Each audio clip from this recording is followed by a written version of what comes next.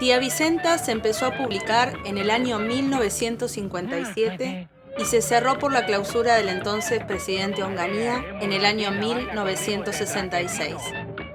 La revista de humor hacía desfilar por sus páginas a los personajes de la época: Frondizi, Ilia, Alzogaray, Onganía y tantos otros satirizados por el humor inteligente del equipo editorial. Asimismo, caracterizaba en clave humorística las peculiaridades de grupos, personajes y tipos sociales de la sociedad argentina.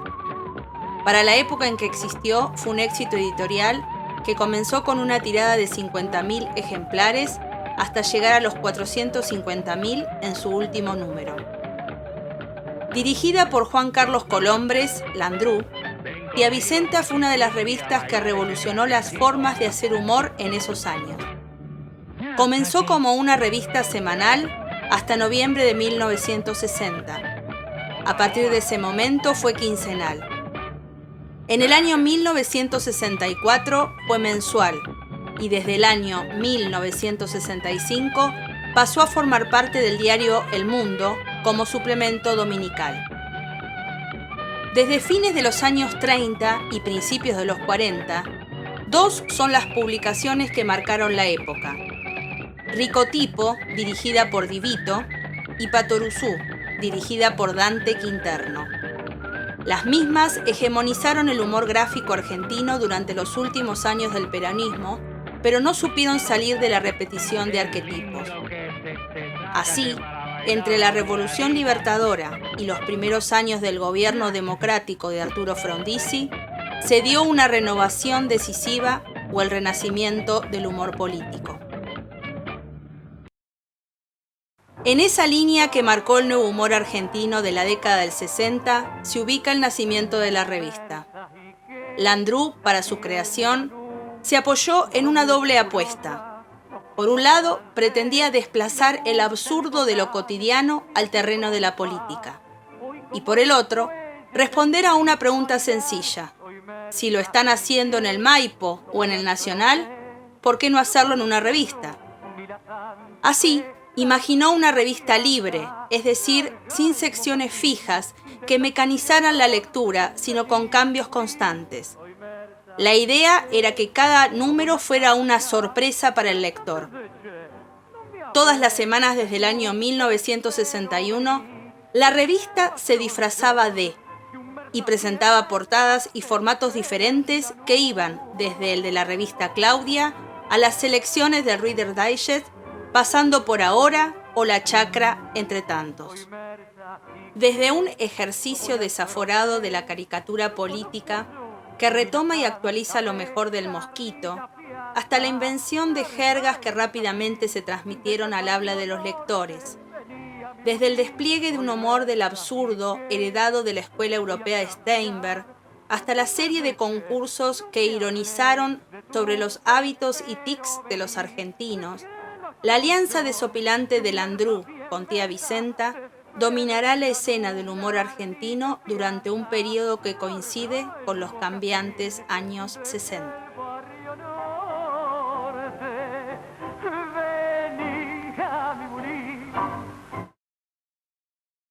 El subtítulo que aparece en las portadas, Revista del Nuevo Humor, refleja unas líneas bien definidas que marcarán su estilo. Por un lado, la política y sus representantes estarán personificadas en un sainete crítico y humorístico por presidentes, militares y representantes de partidos políticos.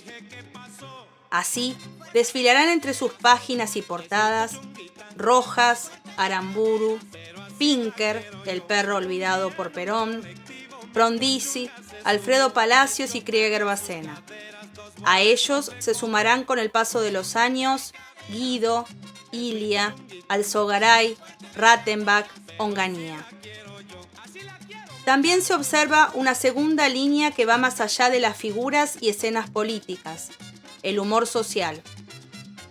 Nos referimos a una práctica comunicativa que se ancla en los campeonatos que hicieron desfilar por las páginas de la revista a mersas, caqueros, pirujas, gordis, ratitas, gente in y out, que se plasmará después con una repercusión enorme en la página de Barrio Norte. La utilización de jergas y neologismos paródicos fue prendiendo entre los lectores, al punto de incorporarse al lenguaje cotidiano en una suerte de invención de un nuevo lunfardo, como no se daba desde las épocas de oro del tango. De esta forma, la sociedad toda podía reconocerse en aquellos arquetipos característicos de esos años, e inclusive participar de los concursos eligiendo al máximo exponente de cada una de las categorías. A los campeonatos se sumaba una galería de personajes en cuadros de historieta que aparecían con regularidad. El señor Porcel, un discutidor empedernido, la familia Cateura, una versión inesperada de un sector de la clase media cuentapropista y peronista, Rogelio, el hombre que razonaba demasiado, el detective Cuculiú y el señor Ricardo Fox. Así, el humor no atravesaba solo lo político, sino que la sociedad toda. Otro ingrediente a destacar de la publicación era la gráfica. Caricaturas y fotomontajes inundaban sus páginas, que en cada número sorprendía y mostraba el lado más cómico de los personajes de la política argentina, como también de la sociedad de entonces. El fotomontaje es un recurso de efectos críticos y humorísticos que hoy nos resulta cotidiano. 60 años atrás, tía Vicenta comenzó esa línea de trucaje cuya ingenuidad inicial se desbordaría en transgresiones inusuales. La revista también fue el resultado del trabajo de muchos colaboradores, algunos jóvenes y otros ya adultos, que habían empezado sus primeros pasos o se habían consagrado en la línea del humor gráfico en los años 40 y 50. Juan Carlos Colombres se acompañó de un equipo polifacético. Carlos del Peral era el jefe de redacción. Esther Linares, la secretaria de redacción. Quino y Faruk, los dibujantes. Arismendi y Garay Cochea, los diagramadores. Tía Vicenta dejó de publicarse el 17 de julio de 1966, pocas semanas después de la asunción del general Onganía como presidente de la Nación. La revista es clausurada por falta de respeto hacia la autoridad y la investidura jerárquica, específicamente por representar al presidente como una morsa.